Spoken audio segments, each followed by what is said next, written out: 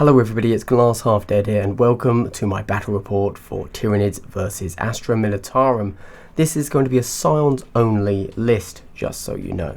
We are going to be using from the LGT pack, Deployment Map 1, which is where you actually get two different deployment zones at diagonal corners of the board. And some of you may recall a few weeks ago I actually ran a poll on my channel asking if you think you would want to play in a tournament where you naturally generate 2 CP a turn and get an extra 1 for the leader instead of 1 CP a turn and an extra 1 for the leader. And a shocking 80% of you said yes, and that just sounded like a good idea I already had, and then you guys said you do it, so that's what we're going to be playing in today's mission as well. And that ruling has also been upheld by the next LVO, so that's going to be a new thing we all need to consider now. But before we meet the teams, a quick hello to all of you and a double hello to you subscribers. So if you want a double hello in the next video, don't forget to subscribe right now. Now the Tyranids are running what I consider to be a pretty standard list that you will see across tables all the time. They're also running the sub-faction Kraken just because when you really get down to it, that is the best.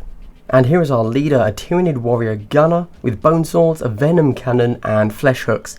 Now when you're going against a faction like Scions who are only T3, you might want to very strongly consider the barbed strangler, but just to run a more standard list I've gone with the venom cannon. We then have our very cool see-through looking combat lictor. And then another Tyranid warrior who is our comms with bone swords, flesh hooks, of course, they're free. But this guy has a death spitter. I'm going to be honest, the death spitter is only because we had the points. And our final specialist is a gene stealer with acid maw as a veteran. And then for the non-specialists we have another gene stealer, but of course this guy has the flesh hooks, and then 8 hormigants. The general plan for the Tyranids is that of course the Scions are going to be able to outshoot us, so we want to get into combat, get on points, and hope that we live, basically. And we are 13 models in total. Going over to the Astra Militarum now, our Scion only list, we start with a Tempesta as our only possible leader option. He's got a plasma pistol and a power fist. Now the reason we've given him a plasma pistol is because we had a point left over. It does of course give him quite a bit of killing potential, but we have no intention of overcharging it because he's our leader.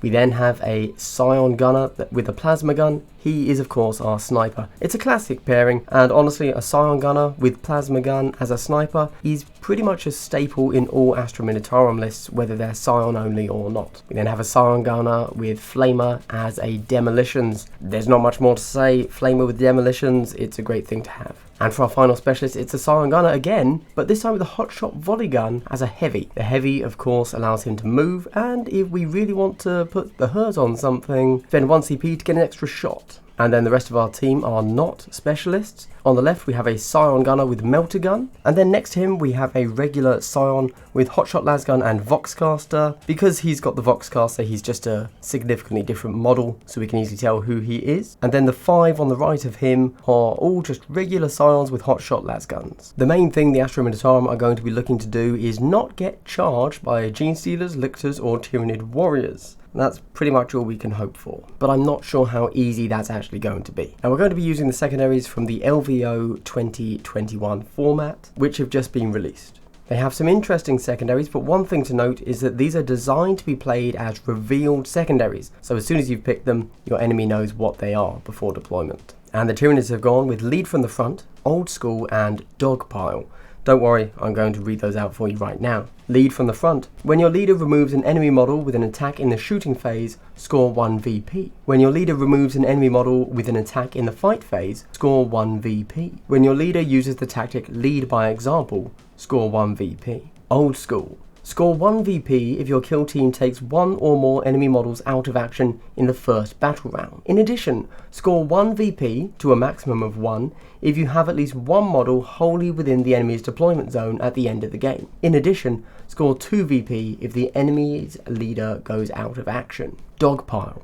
At the end of the movement phase, score 1 VP if 2 or more different models from your kill team made a successful charge move against 1 enemy model in that phase. I think dogpile makes sense to everybody for Tyranids. We've got the numbers, our hormigans are going to charge a single model, it makes perfect sense. But then lead from the front and old school are both some of the more complicated objectives as they have multiple different ways of scoring them. You don't have to just do one thing and that gets it for you. But we're really going to be going all out in turn 1 to make sure that we get a kill for old school, and hopefully we're going to be doing it with our leader thanks to lead from the front. And in fact, if we actually get the kill with our leader on turn 1, then we might want to consider for the rest of the game just getting the leader into close combat so that he can score the other 2 for lead from the front, as that will also save him from the incredibly scary Scion sniper.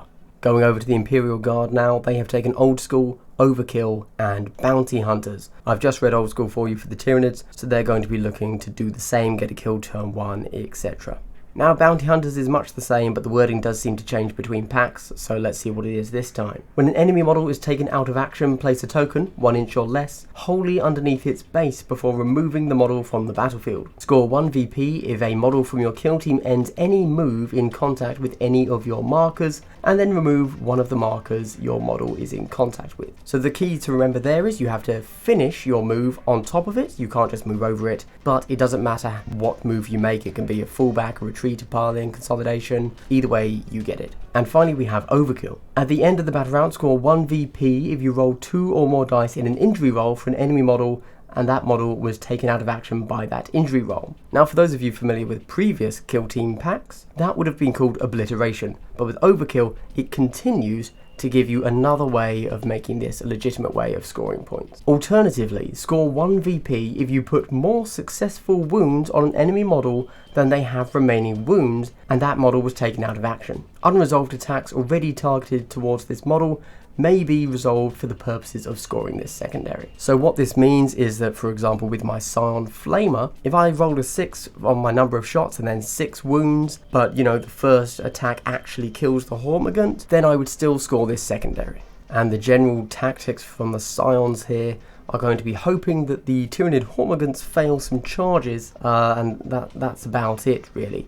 Our guns are going to be very effective with their -2 AP, and strength 3 is still good enough to mow through the Tyranids. Our big problem is going to be holding some points, because yeah, we're going to struggle on that. As you can see on screen, both teams have already deployed. The Tyranids got to place first. We decide not to use the veteran move, because again, we are going to have to do a lot of magic in turn 1 to make sure we get a kill. And now we are going to round 1. Let's roll the dice and see who gets initiative. Or, as I like to call it, the only role in the game that matters and the deciding role. Might as well just concede if you go first. And for initiative, the Scions roll a 5, so they go first. The Flamer decides to advance and manages to roll a 4. We move him up to get him onto the point, but then move him back a little bit to make sure he's 7.5 inches away from the closest Hormigant, so that we can still flame them, but they have to make at least a 7-inch charge. We then move up the next 2 models, 6 inches, normal moves, so they can still shoot. Onto the point with both of them. We managed to be far enough away that the Hormigant will need an 8-inch charge on the Melter. Realising they don't want to tangle with the Lictor, they move towards the centre of the board. We give up our shooting and decide to advance with one of our models, rolling a 6. It's enough to get on the centre objective, but we decide to play it safe. And the other model just moves 6 inches so they can still shoot. 2 of our Scion gunners ready. Our leader moves onto the point with a 6-inch move, so can still shoot. And our Voxcaster also moves onto the point with a 6-inch move, and can still shoot. The Genestealer decides to make a charge needing a 7.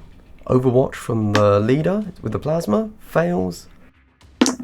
And the Genestealer makes it no problem. The Lictor moves 9 inches onto the point, and we double check distance and we are 6 inches away, so can use our flesh hooks. The next Genestealer decides to charge both Scions. Overwatch misses and it's a massive charge, so it gets onto the point. The Hormigant decides to charge both the Flamer and the Melter. The Melter misses the Overwatch. The Flamer only rolls a 1 for number of shots. Needs a 3 to wound, gets a 6. But it's a 6 on the armor save, amazing. But only rolls a 4. It's a CP reroll, taking the NID down to 2 CP left, but then it's a good charge and gets both of them. The next Hormigant charges, again getting a 4. Not great, cannot reroll. Because of Kraken, every time the Tyranids charge, they roll 3 dice and pick the highest. This guy gets onto the point and the guy behind him also gets onto the point. That's 3 Tyranids and 3 Scions on the point. Now that's a big advance, and we managed to get onto the center objective. Hadn't been the original plan, but it's what we've done. Then with another 5 on the advance, we do the same thing with the next one, because Hormagaunts will die easily when shot at. A 6. And then these two follow the original plan of getting onto the regular side point. In the shooting phase, the Scions decide to let one of their models attack. So the regular Scion attacks, gets a 6, also wounds, but then the Gene Stealer saves it. That was almost a very heroic move. The Scion Gunner now shoots the Tyranid leader, needing a 5 because of long range and obscured, but only gets a 4. So over to the Tyranid leader now. Number of shots, 2. He decides to do 1 into the plasma and 1 into the heavy volley gun. He misses on the plasma, but he hits on the heavy volley gun. He wounds, needing a 2. The enemy does get a 6-up save. It's only 1 damage, and it's only a flesh wound. Use single-minded annihilation for 2 CP to fire again. We now get 3 shots this turn, and we decide to do 2 into the plasma, hitting with 1 and failing to wound, but we now have no CP to reroll. We then do our final shot into the heavy volley gun, hitting, wounding, and it's saved on a 6. Disaster. The heavy volley gun decides to shoot into the 2 Hormagaunts, goes all 4 shots into the closest one. Hits with 3, but that's 2 6s which explode. Misses, hits on another 6 which explodes again. But then misses. We end up with 4 hits, 2 wounds, and dead on a 5.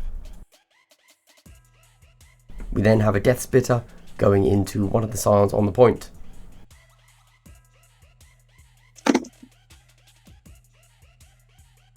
No wounds, and again no CP. The regular Scion shoots into the Hormagaunt on the point, but misses both. Flesh hooks, 2 misses.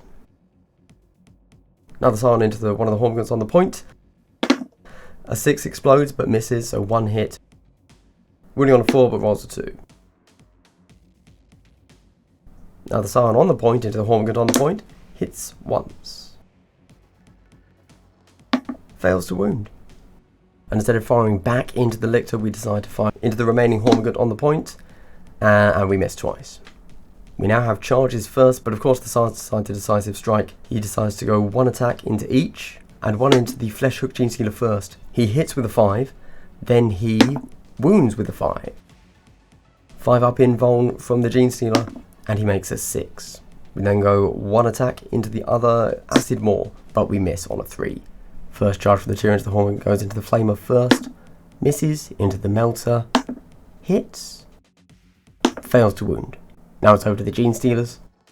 3 attacks into the leader, hitting with 2, wounding with 2, no saves, 1 damage, and it's only a 1, but there's no CP to reroll. Now the Acid Maw goes 1 into the singular Scion. To hit, it's a wound, but it's only 3 damage with no CP to reroll. And then 2 misses into the leader. Amazing. Now the Flamer hits back. 1 hit. 1 wound on a 6. 6-up save. Fails. Out on a 5. The Flamer chooses not to consolidate. However, we put down a bounty token, and then the Melter piles in, picking up the bounty token. And that brings us to the end of turn 1. There's a lot of flesh wounds on the board for the Imperial Guard, but they haven't lost anyone, so none of them can break. This has been a very strange turn. The Tyranids used single-minded annihilation and rerolled a charge, meaning they are now on 0 CP, whereas the Imperial Guard only used decisive strike, meaning they have 1 CP left. The Tyranids hold more, and they managed to score 1 for Dogpile on the enemy Tempesta leader there, whilst the Imperial Guard got old school for a turn 1 kill, and they picked up 1 bounty hunter token, they hold 1, and they killed 1 and killed more. Meaning at the end of turn 1, the Tyranids have 3 VP, and the Imperial Guard have 5 VP. A few lucky rolls in the next turn, and the Imperial Guard are going to crumble. But it could go either way. And so although they have a turn 1 advantage in victory points, it's still anybody's game going into turn 2. Rolling for initiative, the Scions take it. But the Tyranids decide to move, and the Lictor is going to charge both Scions. First one gets to fire Overwatch, actually gets a hit, which re-rolls but fails on the next Overwatch. Then needs a 5 to wound but only rolls a 2. Next Overwatch, no hits. And then the Lictor charges but only gets a 4. We decide not to re-roll it because we know we still want to use single-minded annihilation later in the turn. The Scions, still having no interest in charging the Lictor, move up onto the centre point, deciding to take that. But then we are going to contest it, knowing that the Lictor cannot move or shoot this turn. The Flamer moves further away from his Scion buddies, just so that he can't be easily charged, and then one of them readies, whilst the Melter moves around hoping to get a shot on the leader. These Scions just reposition so that they're both on the point and able to hopefully fire Overwatch if possible. And of course our 2 gunners ready. Over to the Tyranids, they're going to go for a charge now. Unfortunately, the Hormigant behind cannot be seen by either and gets a clean charge, managing to climb up and then jump over onto both of them. And the second Hormigant does the same, now able to charge both without facing any Overwatch, and easily makes it. This Hormigant charges the Melter, wanting to tie him up to save the leader. And then the Overwatch, no hits, and the Hormigant manages to charge round and tie up this readied Scion as well. This Hormigant charges both of them, but only rolls a 3. He decides to move, but even a 3 wouldn't get him onto the point, so goes towards the Melter just in case. Both of the warriors ready. In the order phase, we use Take It Down on the volley gun. The Scion Sniper shoots at the leader, hits, wounds, and does 2 damage. The Tyranid leader then rolls 2 for his number of shots with Venom Cannon, and we decide that actually the Flamer is the biggest threat. Unfortunately, he misses with both shots, so we use single-minded annihilation and roll a 1 on the next shot, but it does hit.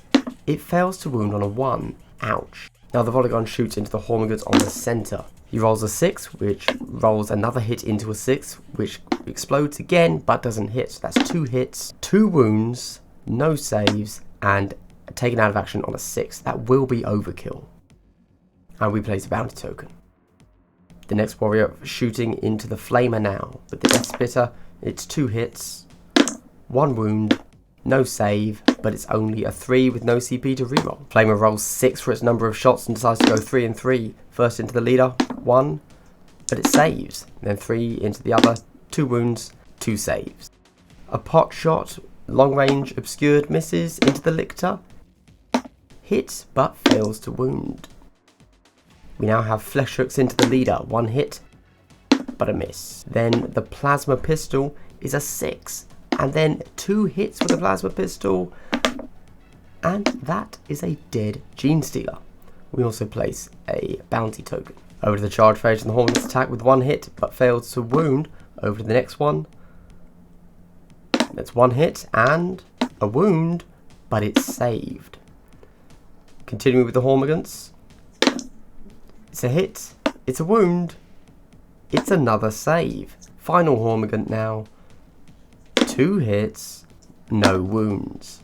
Over to the regular attacks, the Scion leader goes first, but manages to miss everything. Over to the Gene Stealer, gets 2 hits, 1 wound on a 6, so it's AP -4 and kills the leader. The Gene Stealer then consolidates into the final. The Scion gets to attack back, hits, wounds, but the Gene Stealer saves. Now the Scions get to attack back, needing force to hit. It's a 3, it's a miss, it's a 3, it's a miss. And again, going into the Hormigant on the point, it's a 3, it's a miss. And finally, it's a 6, but then a fail to wound. Over to Morale, and we have 2 to take, failing on a 6, but he rolls a 2, and the Flamer, failing on a 6, rolls a 1. They're both fine. And that is the end of turn 2. Now the Tyranids went all out again, using a decisive move and single-minded annihilation, taking them back down to 0 CP, and the Imperial Guard actually used nothing that turn. So they're going to be going into turn 3 with 8 CP, and I think it's time they need to start spending, and it's going to hurt. Now the Hotshot Volley Gun managed to score overkill, so did the Tempesta on the Gene Stealer, so they definitely score that once. Unfortunately, we forgot to consolidate with our Scion on the point on the right there, so we didn't pick up Bounty Hunter, but we will manage to get both of them next turn, I think. They also lost their leader, which can be pretty bad, but they have more than enough CP, so it's kind of okay, actually. So at the end of turn 2, Imperial Guard get hold 1, hold more, kill 1, kill more, and overkill, putting them on 10 victory points. Whereas the Tyranids have really messed up. They did get Dogpile, and they did kill the leader from Old School, which is 2 VP, but they've only got kill 1, as they now hold no objectives, leaving them on 6 VP. It could still swing either way, but right now, the Tyranids are going to need some very lucky dice, and I think it's safe to say that if the Imperial Guard don't break at the end of next turn, things are going to go poorly for the Tyranids. Let's see how it goes. Rolling initiative, the Tyranids take it, and the Lictor charges. There's no shots on the Overwatch, and he easily makes it in. The Tyranids now decide to change tact and no longer try to shoot, so the leader is charging the Melter. He's easily in.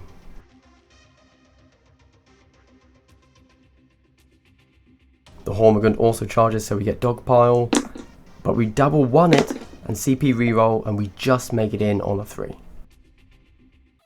We fall back so that we can get this Hormigand on the point to make sure we are contesting at least. As there's no need for comms, we charge the Flamer, and the Flamer only rolls a 2 on Overwatch. Double 6, but we save 1, and then we make the charge. The Scion here falls back, picking up the Bounty Hunter token and disengaging from the Gene Stealer. The 2 gunners ready. Our Scion here advances to make sure we get the final Bounty Hunter token. Both of our Scions here fall back so that the Hormigants can be shot off the point by the gunners. Now the Plasma's going to shoot at the Hormigant, and he is going to use the Sniper tactic for +1 ballistic skill. Hits twice, wounds twice, that's a dead Hormigant. Now the Volley Gun is going to use his heavy tactic for +1 shot, so he's 5 shots into the Gene Stealer.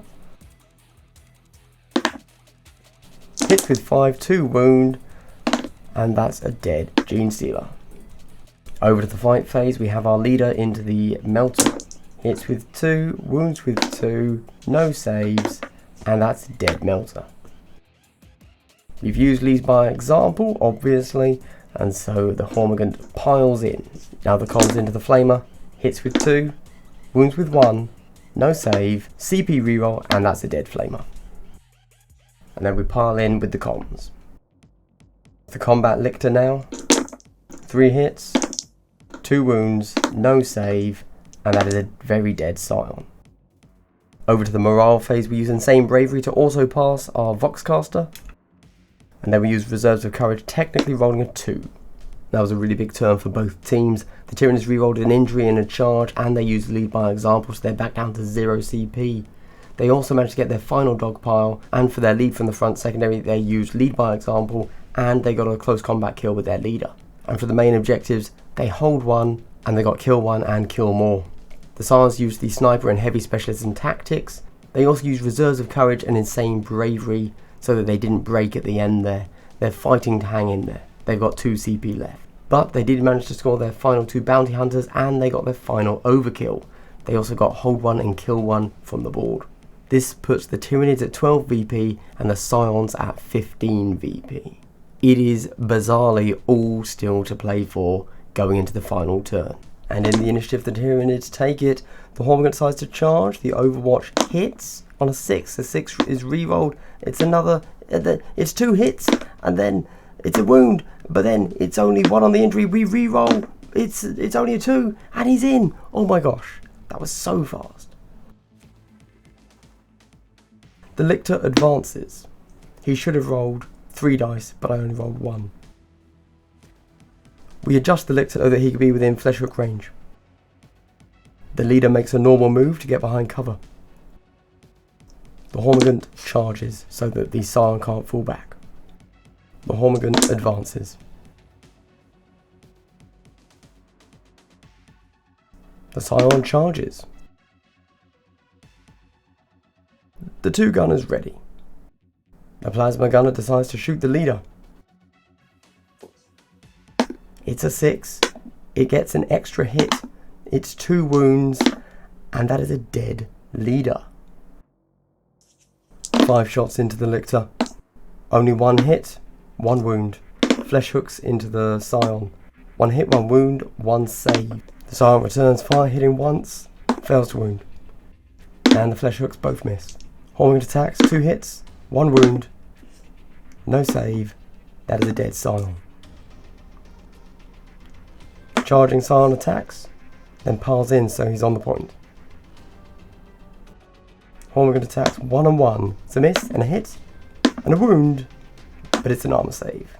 As expected, that was a very fast round. If we go to the morale phase, both teams have to make a break check. Tyranids roll below a 9, they're fine. Over to the Scions, they need to roll below a 6. They are also fine with a double 1. Insane bravery to pass the Voxcaster. Rolls a 6, but because of the Voxcaster we can re-roll, and they do shake. And that is the end of the game.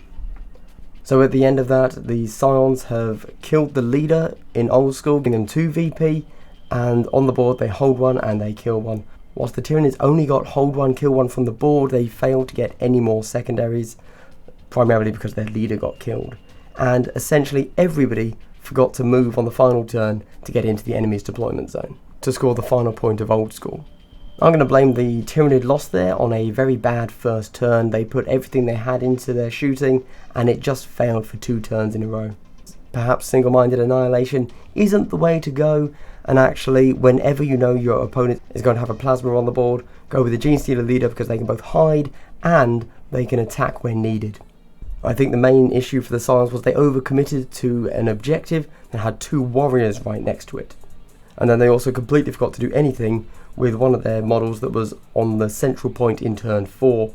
Now he wouldn't have done anything, but it's generally a bit of a gaming faux pas to forget you have a model on the board. It's still rather poor form. Okay, my final thoughts for the game are 2 CP a turn is genuinely the way to play the game. This was really good fun. I just felt so much freer, and even though some of my big plays didn't work out, I always felt that I could attempt them. Having 3 CP lets you use your big 2 CP tactic and then follow it up with a smaller supporting 1 CP tactic, and you can get a real combo going, as opposed to feeling like you've got to hold everything back and hoard it so that you can re-roll and, you know, play your survivability tactics. Anyway everybody, I hope that you've enjoyed the game, and please leave a comment letting me know any rules that I got wrong here. Not my terrible tactics, don't worry, I know those are bad, of course. If you liked what you saw, please show others this video. I think a battle report in under 30 minutes is a great way to enjoy the game of Kill Team.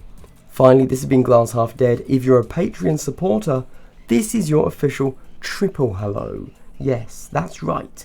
A triple hello right at the end of the video if you're a Patreon supporter.